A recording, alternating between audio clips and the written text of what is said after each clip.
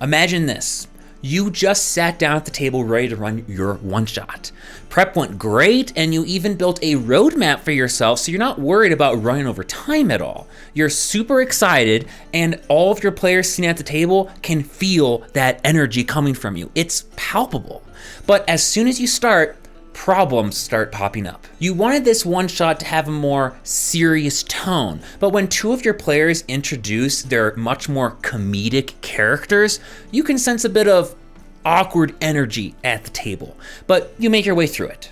About halfway through, the adventuring party completely stops, and your players take a couple minutes to talk amongst themselves as to what their goal really is, because their characters are doing some more morally questionable things here, but they're really great players and they just want to have some fun.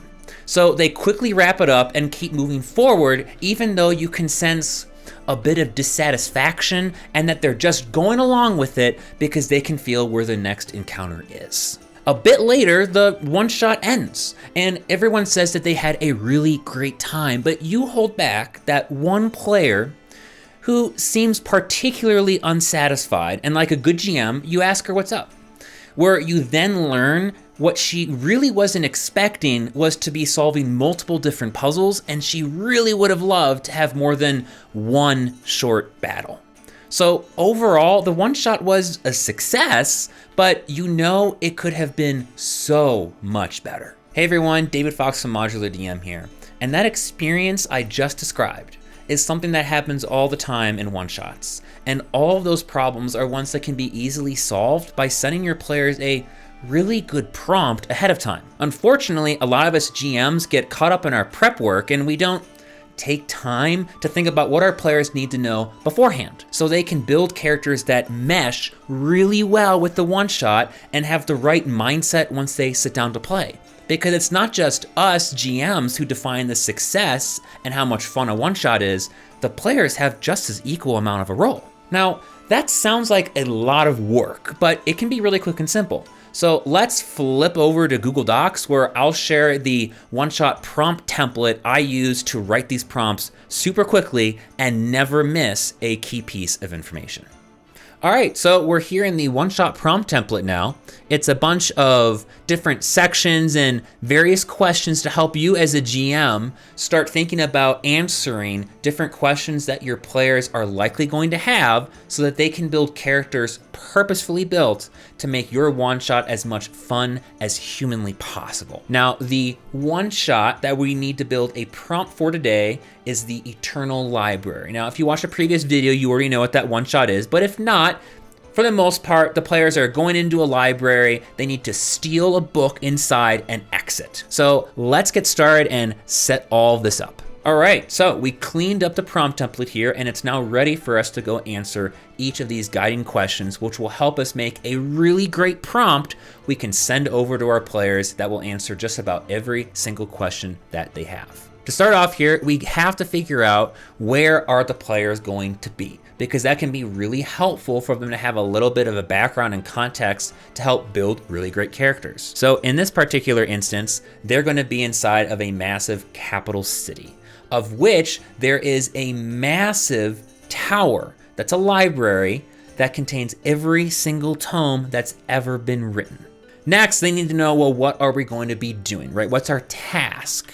This is also exceptionally helpful when picking things like classes, subclasses, and maybe even building a little bit of a backstory. So their task is they've been hired by a wizard that wants his tome back that was assumedly stolen from him and hidden away in this library. So they're gonna have to ascend to the top of it, grab the tome, come all the way back down to the bottom, and leave successfully. Next, well, why are they doing it? Because a lot of us, especially myself, do like to have at least a little bit of a reason as for why my character is doing anything that might be a little bit dangerous or outside of the law. So in this instance, they are a up and coming band of adventurers that know the best way to make money is to take on the odd jobs that a lot of different NPCs don't want people to ask too many questions about. It's a really great way to make some money. Next, their goal, just to clarify this, and we talked about a little bit here in the second question, but really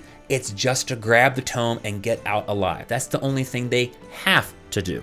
Everything else is optional. Next, is there any essential lore for this to feel like a story? Because one-shots are limited by time. You only have one session to get through everything. So if there's anything that you want your players to know beforehand to maybe speed up some things that might have been a slog otherwise, or just to make it feel like an actual living world, this is where you go and answer that question. So in this case, there are two things.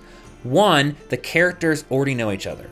When they introduce themselves to each other at the start of the table, they will already have known each other. I don't really want to encourage a ton of RP of them trying to just get together for the first time in that awkward energy. That can happen in the campaign, that's tons of fun, but for this one shot, I need to get going a bit fast because I already know I'm gonna be a bit short on time. Next, I need them to know this library they're going into is not just massive, but there's something weird about it.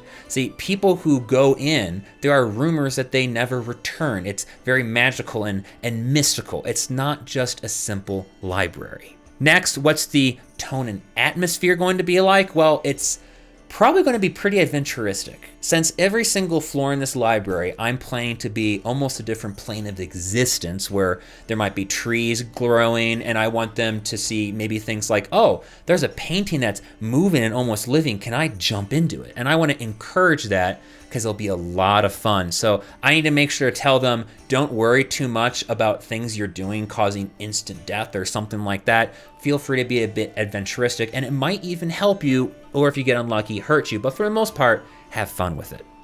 Next, is it going to be a deadly one-shot? In this one, not really particularly. If they get unlucky, they could die, but I want everyone, for the most part, just to have a really good time. The reason this is a very important question to answer is if you want to make a super deadly one-shot where the anticipation might even be that you're going to TPK, that can be fun if you let your players know beforehand. I've been a part of many different deadly one-shots, and they were a blast because I knew my character was going to die. And in one of them, we actually made backup characters because it was just kind of fun cycling through tons of different characters we made, and they die after 30 minutes or an hour. It was just a lot of fun, but only because I knew beforehand. Now, what type of gameplay do we want to expect? Because some people don't like solving puzzles and others really love combat. So in this one, it's going to be about a 30-70 split puzzles to combat. And like I said, reason why it's really helpful is especially if you've got some players in your group that just like combat or just like puzzles, they know they're going to be sitting back, taking a back seat for a little bit and letting some of the other players that love that thing that they're not as big of a fan of, it's going to happen a little bit during the campaign, or rather the one shot, not the campaign.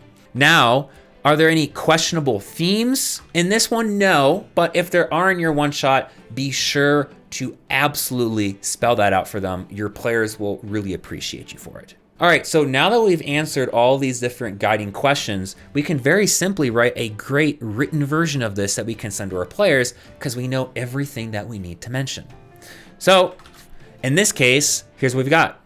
You are all an up-and-coming band of adventurers, known for taking on odd jobs for the populace in and around the city of Aldensvit, the capital of North Deverev. Your motto and claim to fame has always been, you provide the gold, we won't ask you too many questions. This time around, your client is an old man living outside the city who claims that a few years ago, someone stole a book of his and stashed it somewhere in the Eternal Library, rumored to be an endless expanse of tomes and knowledge, perhaps the greatest collection of knowledge in this realm.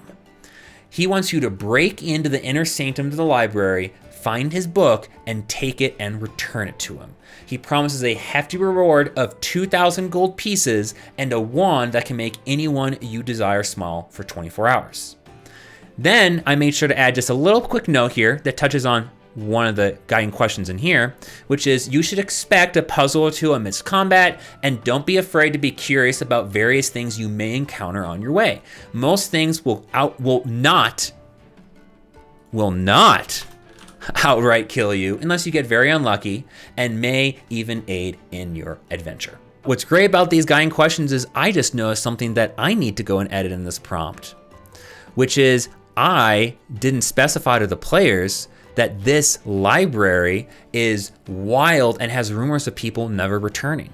So even I made a mistake in here. So if I were to go and edit this, I'd make sure to go and add something like this into that prompt to make sure the player is all ready to go. Now, the last part of this is answering other questions that players have, such as what system are they going to be in? Because Call of Cthulhu plays a lot differently than D&D. Or for example, when they're building out a character in the system, well, what level are they going to be? Do you use point buy? Do you roll for stats? Do they have starting equipment? There's a lot of different questions you have to answer. And it does feel like a lot, but what's really nice is that once you use a template like this, you can copy and paste this for literally every other one-shot you ever build in that system. In fact, if you're using this template, you can just copy and paste this right now and save yourself a bunch of time. As for how did we come to the conclusion of why we gave our players these different options and rules, well, we'll get to that in the very next video. But for right now, the only other things that we have to do before we send this off to players, if we want it to look a little bit nicer, is just clean it up a teeny bit. Because we've answered all these guiding questions are in the prompt somewhere. So we don't need that. We'll remove that here. This just becomes the top part of the prompt. The system section stays as it is, character sheet details, and everything else down below. And this is a really beautiful prompt now. I can send players a link to this in Google Docs. I could print it out. However you want to give it to your players, they now have literally everything they could possibly need to make sure they can build characters that will make all of you have an amazing time at the one-shot. Now you have another tool you can lean on to help you run that one-shot you've always wanted to, and worry a little bit less about pulling it off and making sure that all your players have a lot of fun. If you liked what you saw and you want to use the prompt template yourself, you can find a link to it in the session notes down below, and I'll make sure to keep it updated and optimized as I run more one-shots myself. So by the time you're watching this video, if you find that the prompt template looks a little bit different, that's probably why. If you joined us on this session and you want to continue along the one-shot series we're doing, I'd highly recommend watching the first session in this series where I run through how to build a roadmap for your one-shot so you know exactly what to prep and don't waste hours and hours of time. We even did a live demo of building a roadmap for the very same one-shot we made a prompt for in this session, the Eternal Library. But until next time, everyone, see you then.